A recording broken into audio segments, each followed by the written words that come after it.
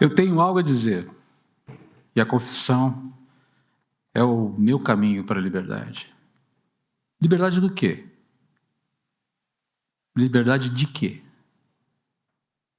Liberdade da culpa, liberdade do peso da culpa, liberdade do aprisionamento da mentira e nas implicações da mentira, liberdade do medo, liberdade do temor de homens, liberdade da indiferença, liberdade da falta de empatia, liberdade da amargura, aquele estado de espírito que vai gerando um azedume no coração, liberdade de ressentimento, mágoa, rancor, liberdade da tristeza, aquele sentimento de solidão que a música menciona, liberdade da inquietude, outro sentimento que é caracterizado pela falta de paz, pelo desassossego do coração, liberdade da prostração, do abatimento, da depressão. Ou você acha que toda a causa de toda e qualquer depressão é orgânica? Nem toda. E que toda a forma de tratar uma depressão é sempre com medicamentos? Nem sempre. Se diante de um quadro de depressão, as causas orgânicas já foram descartadas, é necessário investigar o coração, que é o âmago do ser.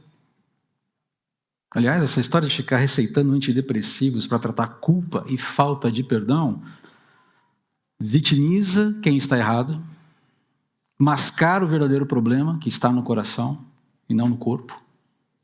Manifesta-se no corpo, mas está no coração. E no fim das contas não cura absolutamente ninguém. E o problema vai se tornando uma bola de neve.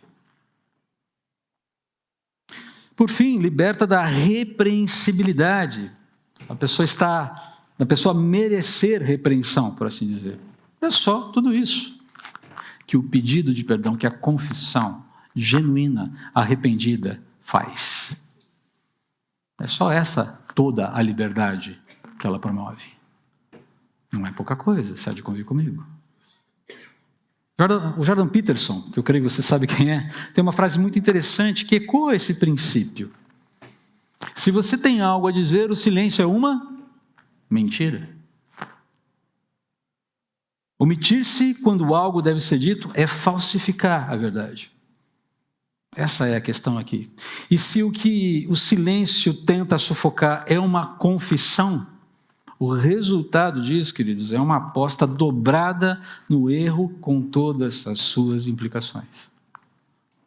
Onésimo, o nosso Onésimo aqui de Filemão, agora perdoado por Jesus, temente a Deus, habitado pelo Espírito Santo e, consequentemente, apto a pensar com a mente de Cristo, com a mente redimida, ele entendeu bem o perigo dessa armadilha.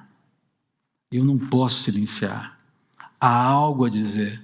Confissões precisam ser feitas. Eu prejudiquei uma pessoa que, além de tudo, agora também é meu irmão em Cristo. E se existe um caminho para a verdadeira liberdade, é esse. O escravo descrente, inútil e fujão deve regressar, pedindo perdão como conservo útil, agora um irmão na fé, com todo o risco envolvido nisso. E havia riscos. A possibilidade de rejeição e a possibilidade de punição. Como Filemão vai reagir? Como disse, Paulo deixa muito claro o que era esperado.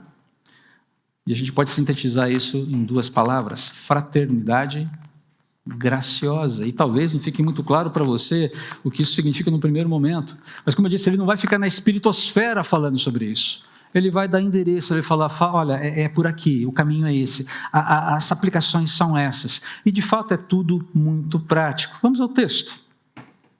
E aqui a gente vai encerrar, a nosso último passo em Filemão. E eu vou ler versículo por versículo e a gente vai falando sobre cada um deles, tá bom?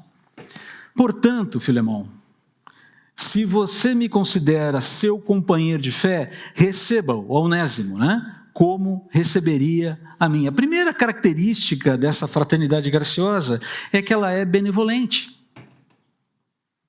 Note aqui como Paulo constrói o seu argumento, ou na verdade o seu pedido. Ele faz um pedido muito simples, mas tem um mundo de informações aqui. Ele trata Filemão como companheiro de fé, ou seja, mais uma vez ele retoma aquela ideia de você é meu sócio, você é meu associado, você é coparticipante de mim, comigo, da fé, da comunhão que nós temos em Jesus. E eu lembrei nessa hora aqui desse termo da Sociedade do Anel. Quem assistiu aqui O Senhor dos Anéis, lembra da Sociedade do Anel formado por Frodo Bolseiro e seus amigos para levar o anel até a montanha da destruição, se eu não me engano, estou esquecendo os nomes aqui, o anel de Sauron, que era um anel ruim, um anel malvado, que fazia as pessoas pecarem. Ele precisava ser destruído no lugar onde ele foi forjado. E uma sociedade é formada. 4 hobbits, alguns humanos, um mago, Gandalf e Legolas. O arqueiro verde não chega nem perto do Legolas. E você que é nerd sabe o que eu quero dizer com isso. Certo? E essa turma tem um caminho difícil pela frente. Uma sociedade é feita com um propósito. Desafios são colocados ali à frente. E eles vão ter que confiar uns nos outros. E eles serão duramente testados no caminho. A ideia é essa. Entre nessa sociedade que tem um propósito. A caminhada vai ser dura, vai ser longa. A jornada é difícil. Alguns talvez fiquem pelo caminho. Não porque desistiram. Mas porque Deus os conduziu para outras vias. Para atingir o mesmo propósito. Basicamente, o pedido de Filemão pedido de Paulo para Filemão aqui é: seja favorável a Onésimo, receba-o, acolha-o, entre em comunhão com ele, assim como você tem comunhão comigo. Não rejeite Onésimo, Filemão. Por quê? E a resposta de fato é muito simples também. Porque a história de Onésimo havia sido redimida por Cristo, tanto quanto a de Filemão, tanto quanto a de Paulo. E se tem alguém que sabe o que significa ter a história redimida, esse alguém era Paulo. Se você volta lá para Atos, capítulo 8, versículos 1 a 3, e aqui eu peço licença para ler para você, não está aqui na sua projeção, e também não é necessário projetar, tá bom? Olha só. Logo depois do capítulo 7 em Atos, você tem o apedrejamento de Estevão, o primeiro mártir da igreja, registrado nas Escrituras. E olha como começa, logo depois da morte de Estevão, depois da pregação do testemunho maravilhoso de Estevão. Olha como começa o capítulo 8. E Saulo, que é Paulo, concordou inteiramente com a morte de Estevão. Uma grande onda de perseguição começou naquele dia e varreu a igreja em Jerusalém. Todos eles, com exceção dos apóstolos, foram dispersos pelas regiões da Judéia e da Samaria. Alguns homens devotos vieram e com grande tristeza sepultaram Estevão, porque foi um golpe na igreja naquele momento.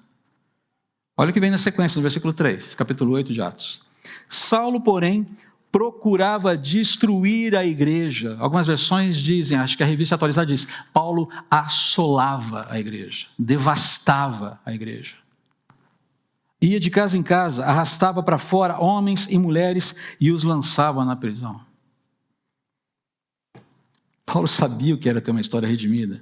Você vai ver isso lá no capítulo 24, 26 de Atos também. Capítulo 9, quando ele se encontra com Jesus, quando Jesus o encontra a caminho de Damasco, e ele tem ele toma um tombo, fica cego, e há aquela pergunta, ele não consegue distinguir de onde vem essa pergunta, mas ele sabe que é uma voz poderosa, uma voz de autoridade, diz: Saulo, Saulo, por que você me persegue?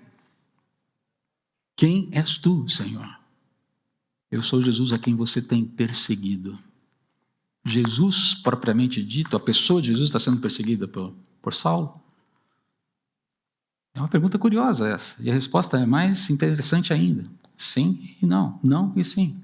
Jesus em si, a pessoa, o corpo de Jesus, não estava padecendo diretamente com a perseguição de Saulo no caso. O Saulo naquela ocasião. Saulo é chamado Paulo depois da sua conversão. Mas enfim, essa questão não importa agora. Mas Jesus estava totalmente identificado. Jesus está totalmente identificado com o sofrimento e a perseguição do seu povo. cada cristão, cada cristã que sofre ao longo da história, tem essa identificação. Ele sabe nome e sobrenome, dia, data e hora dos nossos sofrimentos, das dores que todos nos causaram. Paulo sabia da sua história. Paulo tinha consciência do que significa ter uma história redimida. A partir daquele momento, a vida dele mudou, a ficha caiu, a chave virou. E aqui vem uma coisa muito importante, aquela consciência, eu não posso mudar o meu passado, mas eu posso viver a partir do presente como uma pessoa redimida. E isso faz toda a diferença. O passado já não mais escraviza. Olha só, libertado do passado também. E aqui, queridos, tem uma aplicação muito interessante para a gente. Você já pensou se nós fôssemos aceitos por Jesus dependendo da nossa história? Chega aí, André, vamos conversar. Estou aqui com a tua capivara.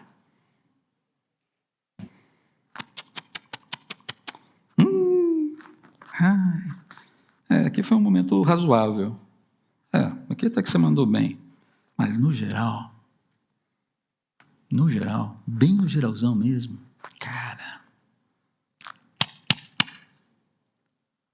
Já pensou se dependesse da nossa história? Da minha história? Da sua história para ser aceito? Para ser recebido? Para ser acolhido como filho? Para ser perdoado? Todos nós, queridos, já tivemos capítulos da nossa vida dos quais nós nos entristecemos e nos envergonhamos. Todos nós. Isso foi resolvido na cruz. Vou repetir. Isso foi resolvido na cruz. E quem pagou por isso foi o Senhor Jesus. Simples assim. Só tudo isso. O cristão, ele não pode mudar o seu passado, mas ele pode viver o presente e o futuro perdoado, porque foi redimido por Cristo. Essa é uma verdade que precisa ser vivida com gratidão, com poder, de maneira muito intensa por cada cristão. E a benevolência entre os cristãos é essencial para esse viver. Essencial. Nós somos uma comunidade cheia de pessoas com histórias redimidas. Ou alguém aqui vai ter a petulância de pensar que tem pedigree cristão, que tem estrelinhas suficientes para dizer, eu sou melhor, eu posso me colocar acima de. Alguém acha isso? Alguém tem coragem de se colocar diante do Todo-Poderoso e dizer, aqui, as minhas credenciais, os meus galões. Parece uma ombreira, né? Ombreira gospel. Ninguém tem coragem de fazer isso, tem? Não. E eu quero aqui fazer um alerta. Se você chegou aqui a CB Moema e ficou com a impressão de que a gente é perfeitinho demais para você, por favor, desfaça essa impressão agora. Todos aqui que professam a fé em Cristo, também tiveram suas vidas e histórias redimidas, tal como Onésimo teve, tal como Paulo teve, tal como Filemão teve. Se você é um pecador arrependido, redimido por Jesus, desejando andar na luz de Cristo, não importa a sua história foi redimida e você é muito bem-vindo aqui. Essa era uma hora para você falar um amém para quebrar as estruturas disso aqui. Vou repetir, quem sabe aí você falou amém. Marcelo, você não. Não, você não. Só para ver se o pessoal está acordado, porque de repente pode ser que o frio, né, aquela coisa toda e tal. Então, se você é um pecador arrependido, se você é alguém redimido por Jesus, desejando andar na luz de Cristo, a sua história já foi redimida e você é muito bem-vindo aqui. Amém. Ok. Não se aguenta, né? Segundo, ela é vicária. Eu vou explicar. Deixa eu ler aqui os versículos 18 e 19. Se Onésimo te prejudicou de alguma forma, ou se lhe deve algo, ele provavelmente devia. Quase certo que devia. Cobre de? Amém. Eu, Paulo, escrevo de próprio punho, eu pagarei. E não mencionarei que você me deve sua própria vida. Paulo aqui faz um movimento muito esperto, muito inteligente, muito bem-humorado, por sinal. Eu não vou usar isso a meu favor, mas ele joga no sentido, vai ficar na cabecinha dele. E é para ficar mesmo. Não vou usar isso, mas é bom lembrar disso. A ideia de vicário é substitutivo. Quando a gente fala da morte vicária do Senhor Jesus, que é uma doutrina cristológica, dos aspectos da cristologia, a gente está falando da morte substitutiva. Jesus morreu em meu lugar. Ele ocupou o meu espaço na cruz. E aqui Paulo faz uma menção a essa morte substitutiva de Jesus na cruz, ao aspecto vicário da cruz, de uma forma muito brilhante. Ele assume esse papel de substituto da dívida. Ele fala, a dívida passa a ser minha então agora, ok? Brilhante o que Paulo faz aqui, muito esperto, muito inteligente e com um toque refinado de humor aqui. É basicamente como se Paulo estivesse falando assim, olha, eu assumo o lugar de Onésimo na dívida que ele tem com você, Filemão. A dívida é minha agora. Tá? Eu assumirei a dívida se necessário. E nem vou usar nesse processo de assumir a dívida o fato de que você me deve muito mais do que Onésimo deve a você. Por quê? Porque embora a dívida de Onésimo para Filemão fosse uma dívida provavelmente financeira, moral, ética até, temporal, limitada, finita, a dívida de Filemão para com Paulo era eterna. Paulo pregou o evangelho, Paulo discipulou esse cara, Paulo conduziu a Cristo, o ganho de Filemão era um ganho eterno, e Paulo foi instrumento nesse processo. Quando ele fala, você me deve a sua vida, não é que eu te salvei, mas significa, eu te conduzi, Deus me usou para te conduzir a Cristo, e isso vale muita coisa, isso vale uma salvação eterna, isso vale vida eterna para você. Perceba Paulo aqui fazendo, mas eu assumo a dívida. Eu assumo a dívida. E o propósito aqui é claro, é exemplificar com a própria vida e os próprios recursos essa disposição que Jesus teve, ou a disposição que Jesus teve ao nos substituir na cruz. Você vê lá em Isaías, capítulo 53, versículo 6 e subsequentes, olha só. Apesar disso, foram as nossas enfermidades que ele tomou sobre si, e foram as nossas doenças que pesaram sobre ele. Estou lendo a partir do versículo 4, na verdade.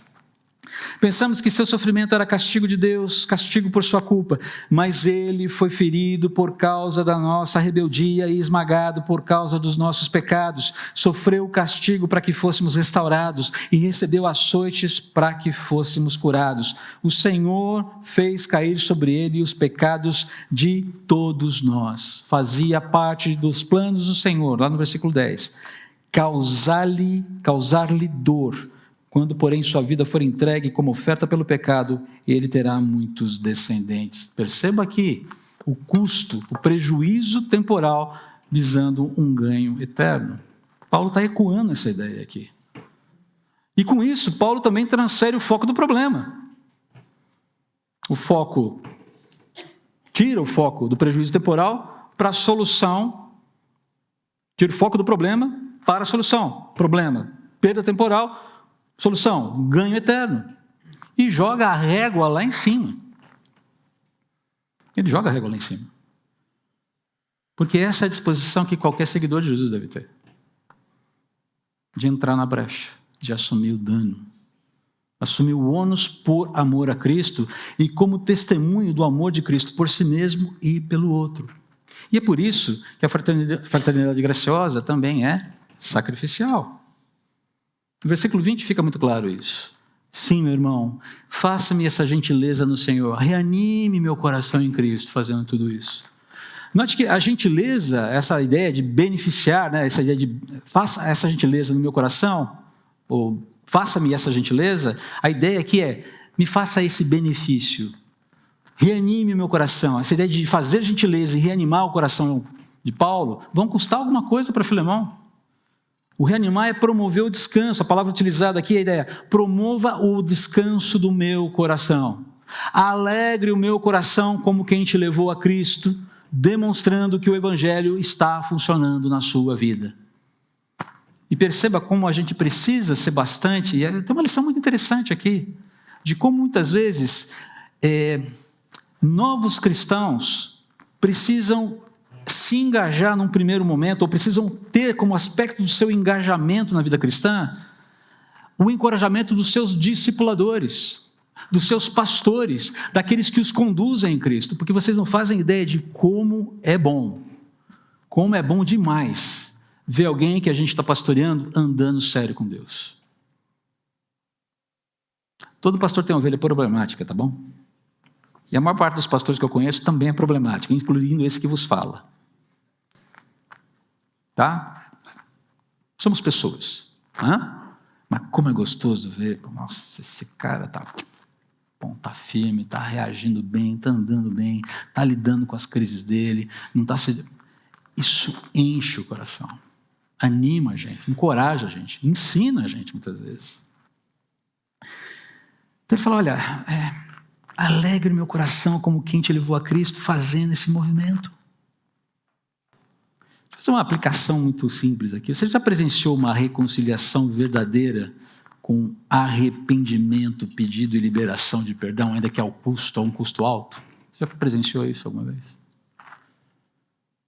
Você viu? Você não participou, não, talvez você tenha participado, mas eu estou falando de alguém que presenciou, alguém que você testemunhou uma reconciliação verdadeira, honesta, com arrependimento, com pedido de perdão, com liberação de perdão. Qual foi o impacto que ter testemunhado isso causou em você? Como é que isso mexeu com você? Seu coração foi animado? Foi encorajado? Foi fortalecido? Cara, é assim que o evangelho funciona. Pô, esse negócio funciona mesmo. Que legal. Você saiu dali disposto a fazer a mesma coisa quando fosse necessário, não é verdade? Isso chegou a hora. Como eu disse, se tem algo que reanima o coração de um cristão verdadeiro, é ver o evangelho funcionando e frutificando na vida de irmãos e irmãs, e especialmente aqueles que ele tem acompanhado, as lutas que ele tem acompanhado de perto, e especialmente, de uma maneira muito singular, quando isso custa alguma coisa. Quando esse movimento tem um preço para a pessoa, a gente aprende demais. A gente é desafiado a catapultar a nossa vida uma outra dimensão de viver com Cristo. Ok, Senhor, estou entendendo. Deus não manda essas lições para a gente por acaso. Não manda. Você está entendendo o que você precisa fazer? Vai chegar a tua hora. As lições precisam ficar catalogadas na nossa mente. Ela é audaciosa. Escreva essa carta, certo de que você fará o que lhe peço e até mais.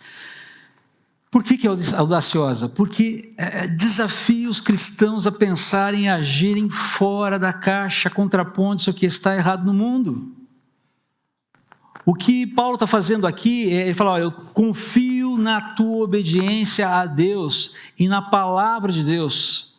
Eu escrevo para você, sabedor de que você sabe bem o que fazer e vai fazer muito mais do que eu estou pedindo. Paulo tem pedido até aqui o quê? Receba Onésimo de volta. Receba-o como um irmão. Mas o que vem além disso? Mais o quê? Olha só que interessante aqui. Uma citação retirada do livro Carlos Oswaldo Pinto. Comentário sobre Filemão. Filemão não deve obrigação a Paulo. Ele deve ser motivado pelo amor de Cristo brotando em seu interior. Disso Paulo sugere, deve vir mais que reconciliação. Sabendo que farás ainda mais do que te peço. A libertação dos escravos, chegamos no ponto. Como qualquer libertação, deve vir do coração de homens inspirados por Cristo. Sob esta compulsão, a escravatura deve finalmente murchar e morrer. Quando você tiver condições, por favor, assista um filme chamado Amazing Grace, que conta a história de William Wilberforce. E você vai entender o quão isso fotografa quem foi William Wilberforce, John Newton, o autor de um hino chamado Amazing Grace. Essa é a ideia. Além da reconciliação, dê um fim a esse relacionamento servo-senhor, esse relacionamento de escravidão, como um símbolo muito forte dessa restauração, dessa reconciliação entre vocês. Paulo não está pedindo isso, mas ele está dizendo, eu sei que você pode ir além, e eu acredito que você irá. É audacioso, porque muda os paradigmas, estabelece novos paradigmas. Mas não para por aí. Ela é também cuidadora e provedora, e aqui a gente já se encaminha para o final da carta. Por favor, prepare um quarto para mim. Paulo meio que muda de assunto assim, como quem está falando de morangos e de repente começa a falar de laranjas, não é verdade? Até agora ele fez uma série de pedidos muito intensos, falando de questões que mexem no âmago do coração de Filemon ali, que desafiaram Filemon de uma maneira muito grande. E aqui ele muda de assunto, não no sentido de, mudando de assunto, de pato para ganso. Não, ele continua na mesma frequência, dizendo, olha, você é esse cara cuidador, você é esse cara zeloso, você é esse cara amoroso, você é esse cara que vive essa fraternidade graciosa de maneira consistente. E eu quero pedir para você, para mim vai ser um prazer estar com você, porque eu espero nas minhas orações poder voltar para visitar você. Prepara um quarto para mim. Que liberdade gostosa. Mas não é só isso, é essa confiança de que eu estou falando com alguém que vai ter esse zelo dele, esse cuidado dele, essa liberalidade dele é indistintiva. Ele faz para Paulo, ele faz para Onésimo, ele faz para André, ele faz para o Pedro, ele faz para o José, ele faz para Maria, ele faz para qualquer um. Porque entendeu o papel dele dentro do corpo de Cristo. E quando a gente chega nos versículos 23, 24, a gente vê que essa fraternidade graciosa é exuberante. Olha só que interessante aqui. Epáfras, meu companheiro de prisão em Cristo Jesus, manda lembranças. João Marcos, Aristarco, Demas e Lucas, meus colaboradores, também enviam saudações. Essa ideia de pluralidade, de multiplicidade de pessoas, etnias, lugares, condições que são mencionadas nessa carta. Lá no início da carta, Paulo direcionou a sua missiva para Filemon, Áfia, Arquipo e os irmãos da igreja em Colosso. Mas aqui ele acrescenta, mas mencionou Timóteo, e agora menciona outros companheiros. Perceba, olha só a coleção, olha só o mosaico que Deus está construindo na sua igreja. A quantidade de gente colaborando, a quantidade de gente unida em torno de um propósito, primeiro, por alguém unida de forma sobrenatural e de uma forma que não se uniriam naturalmente. Essa turma não tem condições de andar juntas se não fosse por Cristo. Nós não temos condições de andarmos juntos se não for pelo Senhor Jesus. Nós vamos focar nas nossas diferenças e não nas nossas proximidades. O mundo está cada vez mais litigante, por assim dizer. Não sei se usei a palavra correta, advogado de plantão. Acertei? Acertei. Litigioso, briguento. Cancela. Cancela. Processa. Está assim o mundo. E a igreja precisa se colocar na contramão disso. Isso começa nas nossas relações, queridos. Começa dentro das nossas próprias casas. Essa exuberância bonita, essa multiplicidade. Gente que foi resgatada por Cristo e agora é portadora da mensagem de reconciliação que devolve ao ser humano a paz com Deus, a dignidade da imago-Dei fraturada lá na queda e a possibilidade de relacionamentos íntegros caracterizados por verdadeira liberdade, igualdade e fraternidade. E por fim, ela é abençoadora. Que a graça de nosso Senhor Jesus Cristo esteja com o espírito de vocês. O que nós fazemos todo final de culto aqui na igreja? O que fizemos pela Sofia, pela família Hirschfeld? E por que isso é importante? Nós invocamos a graça de Deus uns sobre os outros, clamando que Deus favoreça uns aos outros, favoreça o outro, enquanto o outro clama que a graça de Deus me favoreça. Abençoarmos uns aos outros é clamar o favor de Deus pelo outro, os encaminhamentos de Deus pelo outro. A fraternidade graciosa, ela é também abençoadora. Olha que interessante. Benevolente, vicária, sacrificial, audaciosa, cuidadora, provedora, exuberante e abençoadora. Queremos ser uma fraternidade assim? Desejamos isso? Esse é o âmago do desafio. Deus só pode mostrar-se como realmente é a homens reais, e isso significa não apenas a homens que sejam individualmente bons, mas a homens reunidos num só corpo, que se amem uns aos outros, que se ajudem uns aos outros e mostrem Deus uns aos outros. Nós começamos, na primeira mensagem, essa frase apareceu logo de cara como o âmago da questão, o âmago do desafio. Somos essas pessoas?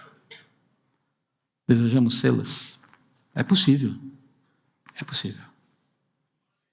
É absolutamente possível. Não é impossível. O que Deus pede de nós não é algo do outro mundo. Aliás, mas nós já estamos com um pé e meio no outro mundo, não é verdade? O âmago do desafio, essa fraternidade, pode ser vivida. Essa fraternidade que Cristo forjou na cruz, que é irrevogável, que deve ser sempre celebrada, que deve ser espontaneamente partilhada, que tem propósitos e tem como característica única e incomparável a graça de Deus.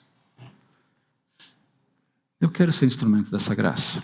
E quando eu olho para mim e falo, Deus fala, a minha graça te basta. Olha a graça aí. Não estou aqui por conta da minha história passada. Eu estou aqui porque eu fui perdoado. E posso prosseguir perdoado. Para a glória de Deus. A mesma possibilidade que cada um de nós tem. Se você é alguém perdoado por Jesus, teve a sua história redimida por Jesus, ou quer ter essa história redimida por Jesus, você é absolutamente bem-vindo aqui. Eu vou sentir falta de Filemão. Ele não vai sair correndo da minha Bíblia, bem verdade? E eu vou poder... Mas eu não posso negar para você que foi uma experiência, pelo menos para mim, muito abençoadora. Muito desafiadora também. Como diz o outro lá, mexeu com as minhas estruturas. Mas no bom sentido. Quero convidar você. Eu sei que esse negócio de quero convidar você agora a se manifestar, levantar. Não. Eu quero fazer isso de uma maneira cuidadosa aqui. E quero fazer isso de forma consciente. Talvez você já esteja vivendo isso de maneira muito intensa. E amém por isso. Eu sei que muitas pessoas aqui encarnam essa fraternidade graciosa de uma maneira muito clara. Mas como comunidade de fé, não um CNPJ, mas uma coleção de CPFs, um conjunto de CPFs redimidos por Jesus. Gostaria de convidar você que deseja viver assim, que deseja viver essa fraternidade, ser agente dessa fraternidade, a se colocar em pé nesse momento, dizendo para Deus, estou aqui. Ou para que Deus continue fazendo o que Ele já está fazendo na sua vida. Ou para que Ele passe a fazer aquilo que Ele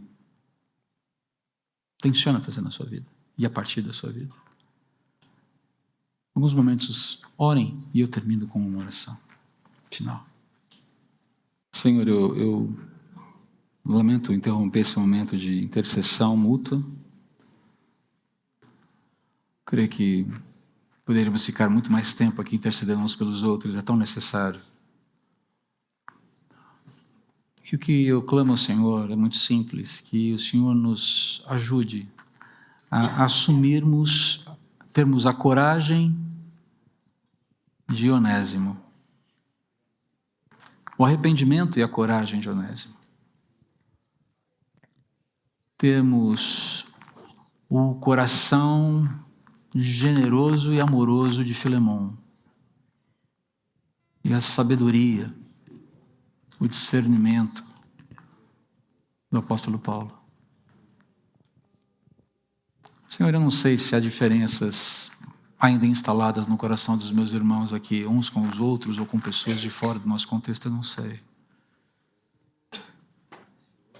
Mas uma vez que nós já fomos informados sobre como devemos proceder, nós não podemos mais dar a desculpa de que não sabíamos do problema e da sua solução e seus encaminhamentos. O que eu peço ao Senhor, Espírito Santo, aqui, fale a cada um aquilo que precisa ser falado e que só o Senhor conhece. Obrigado pela boa experiência que foi, especialmente para mim, passar por Filemão. Eu não imaginava que eu fosse tão abençoado com essa série quanto imaginei que poderia ser antes mesmo de começá-la. Mas eu te agradeço porque saio dela desafiado, saio em grande medida curado, saio muito desafiado, saio com lições de casa para fazer, saio sabedor de que nem tudo depende de mim, mas naquilo que depende, eu tenho procurado fazer os meus passos porque o Senhor me mostrou que esse é o caminho que eu devo trilhar. E obrigado porque o Senhor tem me ajudado a confiar no Senhor, na restauração que só o Senhor pode promover. O Senhor tem me ajudado a lembrar de quão perdoado eu fui. O Senhor tem me ajudado a olhar para o meu passado sem pesar. E tem me ajudado a considerar o meu presente de uma forma mais ampla, mais exuberante. Tanta coisa que a gente está aprendendo com Filemão. Mas esse tanta coisa também guarda suas particularidades, porque só o Senhor sabe o que cada um realmente tem aprendido e como tem sido desafiado. Isso é obra do Teu Espírito, não é obra minha. O meu papel é ser um portador da Tua Palavra, enquanto a Tua Palavra vai trabalhando no meu próprio coração. Enquanto eu mesmo vou respondendo aquilo que o Senhor pede que eu comunique.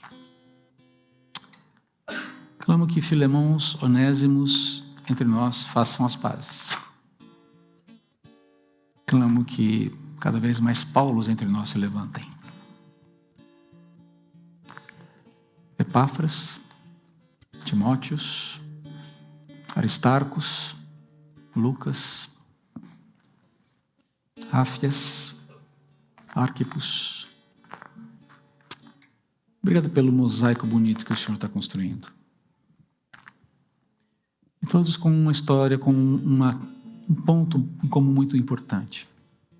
Todos com histórias redimidas. Melhor do que isso, só a eternidade. Logo a gente chega lá. Em nome de Jesus. Amém.